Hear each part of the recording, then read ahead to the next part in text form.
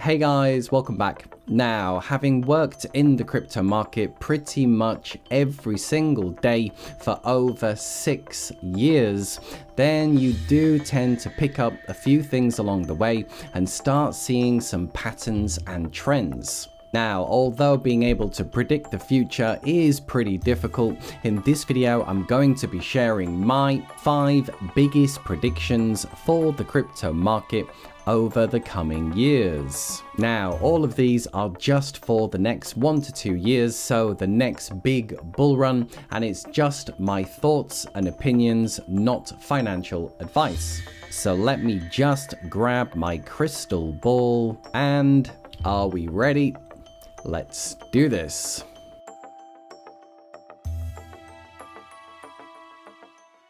Now, this first one, which I think is being taken for granted, which is that crypto's success is guaranteed.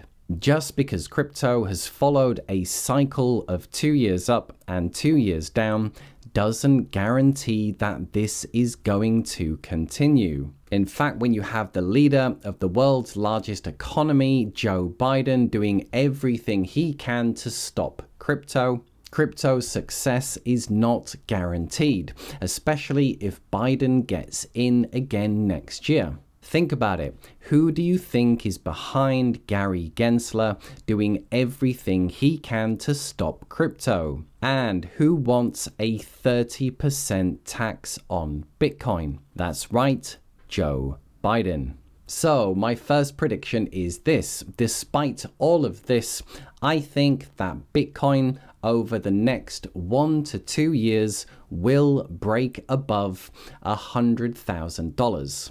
And from today's price, that would be a 300% gain in just 1 to 2 years, and many more for the top altcoins. And think about it, this isn't something you can get by just investing in an S&P 500 index fund. And it's the reason myself and probably many of you guys got into crypto in the first place. 300% gains in just 1 to 2 years is incredibly fast, and I think it's now likely for crypto.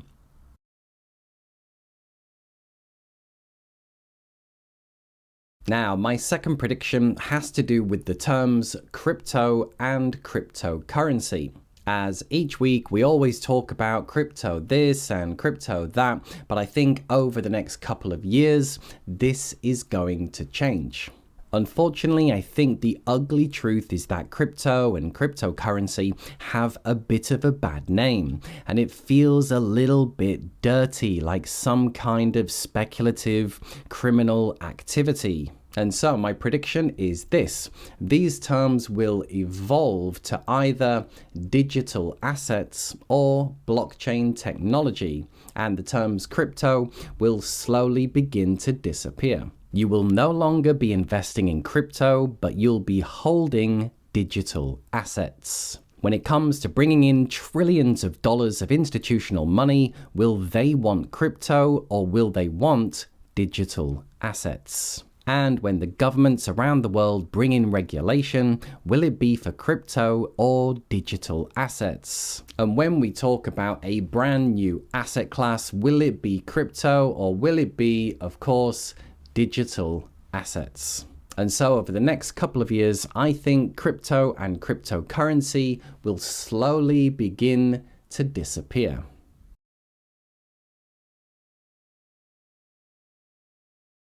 Now, I first got started in crypto in 2017. Hey, we're still calling things crypto for now, right?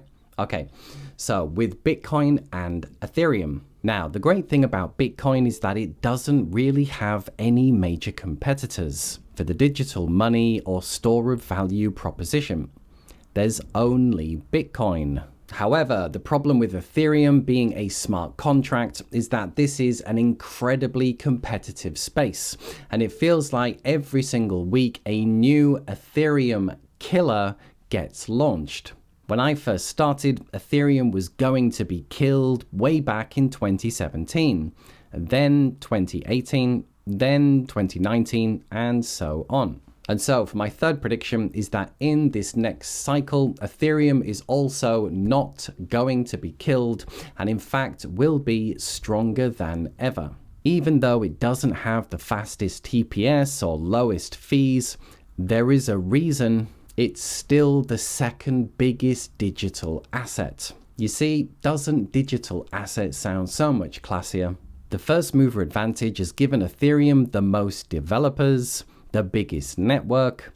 All the chains are trying to become EVM compatible, and I think Ethereum layer 2s are going to be a big part of this next cycle. Now, this doesn't mean that in 5 years from now, Ethereum will still be here, but for the next cycle, the next 1 to 2 years, Ethereum will be as strong as ever.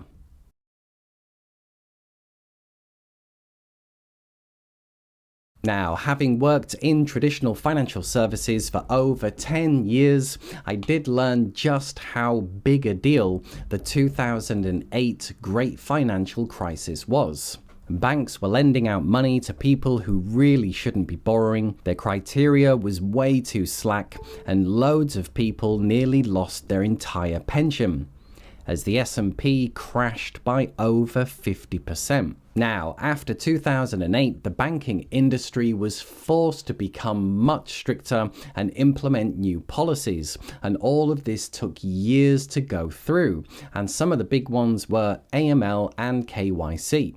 This is the process of collecting key information on all your customers and clients, like name, tax information, and requiring proof of identity. And then suddenly DeFi came along and they set up shop over there, and all of a sudden people could lend and borrow money again without needing any of this. All you have to do is connect your anonymous wallet and off you go. Now, I did a full video on this called DeFi-mageddon, but the TLDR is that Western governments and tax authorities are not going to let DeFi just play by its own rules. And so my prediction is that DeFi will be forced to become compliant and implement things like KYC, and making it much more like traditional financial services, and so kind of taking away the biggest benefit of DeFi. I think this will likely cause an initial crash until everything gets resolved, but then it will come back even stronger. And the key word is compliant, and this way it can bring in the institutional money, and so long term I think it is a good thing.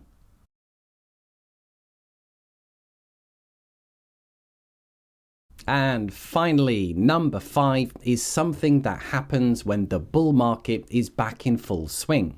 Everyone is now making money again, crypto's going up 10% a day, suddenly everyone's an expert, and the narrative will change to "this time is different." This time there isn't going to be another crash like in the previous cycles. This time is different because we now have institutional money, and this time there's going to be a super cycle. Well, this final prediction is that when everything is flying up and the Bitcoin ETFs have gone live and everyone's making money and calling for a super cycle, my prediction is that there isn't going to be a super cycle and that we're going to get another crash. And the important point is why. Yes, it's true that this time will be different as millions of new customers from around the world will come in.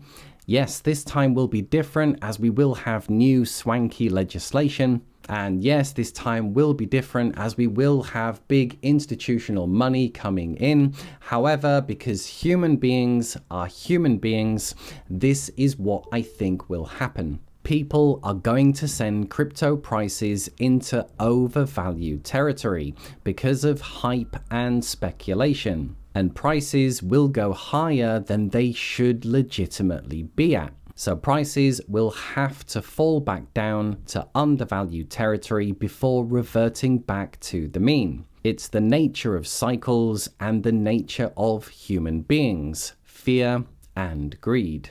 And so yes, this time will be different in a lot of ways, but I still think there's going to be another crash.